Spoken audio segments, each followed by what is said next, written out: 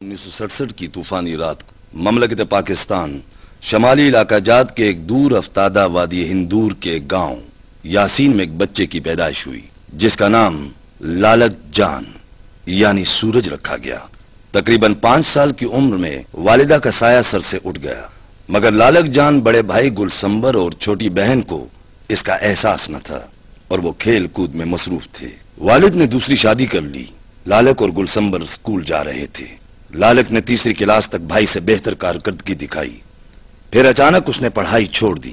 اب تو ربڑ کی غلیل ہی لالک جان کا پہلا ہتھیار تھا اور چھوٹے پرندے اس کا شکار تھے۔ اس سارے کھیل میں اس کا کتا اس کا ساتھی تھا۔ کچھ عرصے تک لالک جان نے بھیڑ بکریاں بھی چرائیں۔ بڑے بھائی گلسمبر نے فوج میں شمولیت اختیار کر لی تھی، مگر گھر کے حالات جوں کے توں رہے۔ لالک جان نے ایک دن اچانک والد سے فوج میں ملازمت کے لیے کہا۔ والد پریشان ہوئے، مگر لالک نے بڑے پرجوش لہجے میں کہا، ابا جان، میں فوج میں ملازمت کے ساتھ پڑھ سکوں گا اور پھر یہ تو ایک مقدس پیشہ ہے۔ والدین کی اجازت سے بونجی جو گلگت کے نزدیک ہے وہاں نلائی کا ایک ٹریننگ سینٹر تھا، اپنے ایک رشتہ دار مراد خان کے ساتھ پہنچے اور اس مرحلے کو بخوبی طے کر لیا۔ 9 ماہ کی ٹریننگ کے بعد پاس آؤٹ ہوئے اور ان کی پوسٹنگ 12 NLI میں کر دی گئی۔ بڑے بھائی نے لالک کو خط لکھا اور اسے ثابت قدمی کا درس دیا۔ بڑا بھائی چھوٹے بھائی سے ملنے آیا اور جلد واپس روانہ ہو گیا کیونکہ وہ بھی فوج میں ملازم تھا۔ مئی 1988 میں فوج میں ملازمت کے دوران ہی لالک جان نے میٹرک کا امتحان آرمڈ فورسز بورڈ سے پاس کر لیا۔ 16 اکتوبر 1988 کو بڑے بھائی گلسمبر اور 21 اکتوبر کو لالک جان کی شادی طے پائی۔ چھوٹے بھائی نے تو بڑے بھائی کی شادی میں شرکت کی، مگر بڑا بھائی لالک کی شادی میں شرکت نہ کر سکا کیونکہ وہ بھی فوج میں ملازم تھا اور چھٹی نہ تھی۔ سارا گھر افسردہ تھا، مگر فرض پکار رہا تھا۔ گلسمبر بھائی روانہ ہو گئے۔ 21 اکتوبر کو لالک جان شادی کے بندھن میں بندھ گئے۔ انہیں اللہ تعالیٰ نے 2 بیٹیوں اور 1 بیٹے سے نوازا۔ 1992 میں آپ کی یونٹ کو پیر گھنٹی کے مشکل ترین محاذ 2 میل سیکٹر میں تعینات کر دیا گیا۔ اسے سر جہنم یا سیاچن کے نام سے بھی پکارا جاتا ہے۔ 1993 میں لالک جان کو حوالدار کے عہدے پر ترقی دے دی گئی۔ اس دوران وہ میس حوالدار بھی رہے۔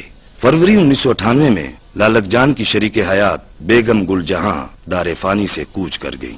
26 اکتوبر 1998 کو لالک دوسری مرتبہ دولہا بنے اور شادی کے فوراً بعد انہوں نے باقاعدہ داڑھی رکھ لی تھی۔ 1984 میں ہندوستانی فوج نے پاکستانی فوج کی طرف سے موسم سرما اور برف باری کی وجہ سے خالی کی گئی چند پوسٹوں پر LOC کی خلاف ورزی کرتے ہوئے ناجائز قبضہ کر لیا۔ ان پوسٹوں کو خالی کروانے کے لیے 15 سال تک جدوجہد کی جاتی رہی، مگر انڈیا کی طرف سے ان پوسٹوں پر پوری ایک ڈویژن آرمی تعینات کر دی گئی اور ان تک اسلحہ اور خوراک جموں کشمیر کی طرف سے پہنچائی جاتی رہی۔ مئی 1999 میں انڈین آرمی کی طرف سے بھیجے گئے 4 جوان لاپتہ ہو گئے۔ ان کی تلاش کے لیے بھیجے گئے 12 دوسرے جوان بھی لاپتہ ہو گئے۔ اس طرح وہ پوسٹ جس پر 1984 میں انڈین آرمی نے ناجائز قبضہ کر لیا تھا، اس پر پاکستانی فوج نے قبضہ کر لیا۔ جولائی 1999 میں جب ہر طرف آگ برس رہی تھی اور وطن کو بچانے کا سلسلہ عروج پر تھا، لالک جان نے بھی محاذ پر جانے کی خواہش کی اور محاذ جنگ پر پہنچ گئے۔ صوبیدار سکندر اس چوکی کے انچارج تھے۔ ہر طرف لڑائی زوروں پر تھی۔ دشمن کو سمجھ نہیں آ رہا تھا کہ یہ پوسٹ کیسے خالی کرائی جائے کیونکہ اس کو شدید مزاحمت کا سامنا تھا۔ پاکستانی فوج کے جوان جام شہادت نوش کر رہے تھے اور وطن کی حفاظت ان کی زندگی تھی۔ ایسے میں لیفٹیننٹ وسیم کی قیادت میں چند JCOs اور جوان بھیجے گئے اور چوکی کے دفاع کی ذمہ داری سونپی گئی۔ یہاں چوکی پر لیفٹیننٹ وسیم کی ملاقات صوبیدار سکندر اور لالک جان سے ہوتی ہے۔ صوبیدار سکندر نے لیفٹیننٹ وسیم کو لالک کے بارے میں بتایا۔ لالک جان نے اپنا نام بتایا جو لیفٹیننٹ وسیم صحیح طور پر سمجھ نہ پائے۔ لالک جان فوراً بول اٹھے، سر، اگر میرا نام آپ ٹھیک طرح سے نہیں لے پا رہے تو آپ مجھے لالے دی جان کہہ سکتے ہیں۔ لیفٹیننٹ وسیم بولے، لالے دی جان، ویری گڈ، یہ ٹھیک ہے۔ جنگ زوروں پر تھی۔ دشمن کو سمجھ نہیں آ رہی تھی کہ وہ یہ پوسٹ کیسے خالی کرائے۔ لیفٹیننٹ وسیم کئی ساتھیوں کی شہادت کے باوجود اپنے ساتھیوں کی ہمت بندھا رہے تھے۔ وہ لالک جان کے حفاظتی دستے کی جانب بڑھے۔ لالک جان مسلسل دشمن کو نقصان پہنچا رہے تھے۔ دشمن کے فوجی گاجر مولی کی طرح کٹ رہے تھے۔ وہ تیزی سے اپنی پوزیشن تبدیل کر رہے تھے۔ صوبیدار سکندر اپنے ساتھیوں کی ہمت بندھا رہے تھے۔ اچانک دشمن کو ان کی پوزیشن کا اندازہ ہو گیا۔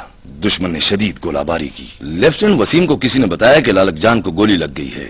وہ فوراً لالک جان کی طرف لپکے۔ لالک جان نیم بے ہوشی کی حالت میں دشمن پر حملے کر رہے تھے۔